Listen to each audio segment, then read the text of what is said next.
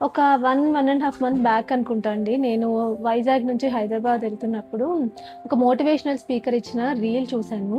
ఎంత అనిపించిందంటే, why not I share with you అని అనిపించి అప్పటిది గుర్తుపెట్టుకొని ఇప్పుడు చెప్తున్నాను. ఏం లేదు, మనం చిన్న పిల్లలు వాళ్ళకి ఏ హ్యాపీనెస్ వచ్చినా, సాడ్‌నెస్ వచ్చినా ఇమ్మీడియేట్‌గా ఎళ్లి ఆళ్ళ పేరెంట్స్‌కి చెప్తారు. లేదా వాళ్ళ గ్రాండ్ పేరెంట్స్‌కి చెప్తారు. ఇమ్మీడియేట్‌గా షేర్ చేసేసుకుంటారు. ఈవెన్ మన మదర్ అయినా సరే తనకి ప్రాబ్లమ్ వచ్చినా, లేదంటే హ్యాపీగా ఉన్నా సరే వాళ్ళ మదర్‌కి చెప్తుంది. లేదా ఆళ్ళ హస్బెండ్‌కి చెప్తుంది అని కొన్ని అలా పిల్లలకి గూడా చెప్పుకోగలుగుతుంది.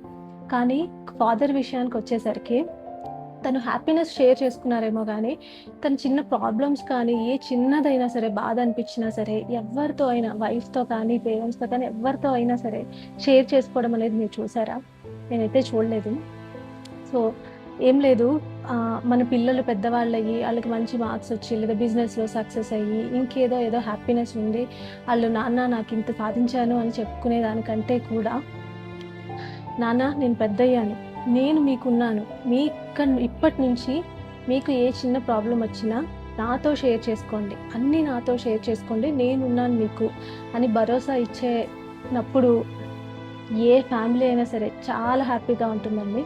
So, I wish all the beautiful fathers in the world a very happy Father's Day.